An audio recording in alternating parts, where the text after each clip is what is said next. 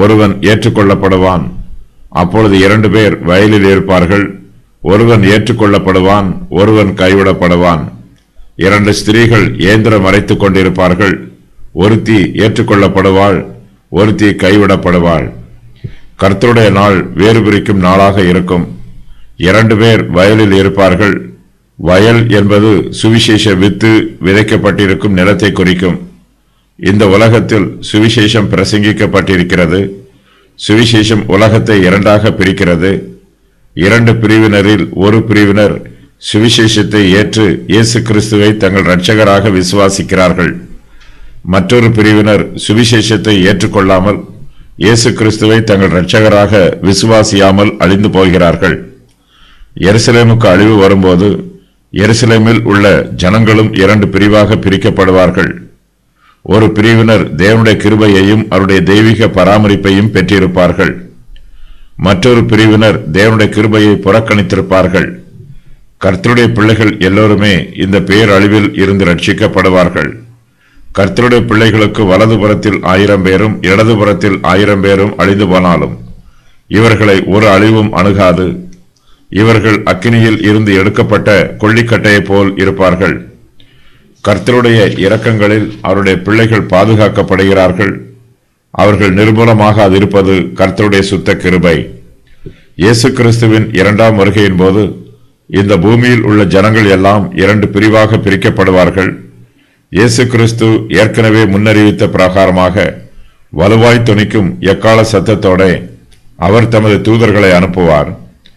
அவர்கள் அவரால் தெரிந்து கொள்ளப்பட்டவர்களை வானத்தின் ஒரு முறை முதற்கொண்டு மறுமுறை மட்டும் 4 திசைகளிலும் இருந்து கூட்டிச் சேர்ப்பார்கள். பேரழிவில் இருந்து தப்பித்து ஜீவனோடு இருக்கிறவர்கள் கூட்டிச் சேர்க்கப்படுவார்கள். இயேசு கிறிஸ்து இந்த பூமிக்கு மறுபடியும் வரும்போது ஒருவரும் அவரை எதிர்பார்த்து எச்சரிக்கையோடு ஜீவிக்க மாட்டார்கள். ஒரு சிலர் தங்கள் வயல் வேலைகளிலும் வேறு சிலர் இயந்திரம் அரைக்கும் வேலையிலும் ஈடுபட்டிருப்பார்கள். தங்கள் வேலையிலேயே கவனமாக இருப்பார்கள்.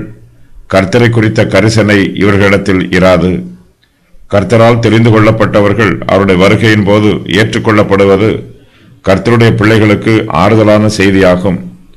கர்த்தருடைய பிள்ளைகள் ஏழைகளாக இருந்தாலும் உலகத்தில் புறக்கணிக்கப்பட்டவர்களாக இருந்தாலும் வயல்வெளிகளில் சாதாரண வேலை செய்கிறவர்களாக இருந்தாலும் இயந்திரம் அரைக்கும் அடிமை வேலைகளை செய்தாலும் கர்த்தர் அவர்களை கைவிடாமல் கூட்டிச் சேர்த்துக் கொள்வார். அவர்கள் தூர தேசத்தில் இருந்தாலும் ஜனங்கள் விரும்பாத அசுத்தமான இடங்களில் அவர்கள் இருந்தாலும் கர்த்தருடைய மகிமைக்கு சுதந்திரவாளிகள் எல்லாம் கூட்டிச் சேர்க்கப்படுவார்கள். அவர்கள் வயல்வெளிகளில் இருந்தாலும் இயந்திரம் அரைத்துக் கொண்டிருந்தாலும் கர்த்தருடைய தூதர்கள் அவர்களை தேடி கண்டுபிடித்து கூட்டிச் சேர்ப்பார்கள். வயல் வேலை செய்கிறவர்களுக்கும் இயந்திரம் அரைக்கிறவர்களுக்கும் மிகப்பெரிய ஆச்சரியம் உண்டாகும். தங்களுடைய சாதாரண வேலை ஸ்தலங்களில் இருந்து பரலோகத்திற்கு எடுத்துக் கொள்ளப்படுவார்கள். இவர்கள் பலவீனமானவர்கள். தங்கள் சொந்த பலத்தினால் இவர்களால் பரலோகத்திற்கு போக முடியாது. ஆகையினால் தேவ தூதர்கள் இவர்களை கூட்டிச் சேர்த்து பரலோகத்திற்கு எடுத்துக் கொள்கிறார்கள். கர்த்தர் ஒருவரை கரம் பிடிக்கும் போது தம்முடைய பிடியை ஒருபோதும் தளர்த்த மாட்டார். அவரை ஒருபோதும் கைவிடவும் மாட்டார்.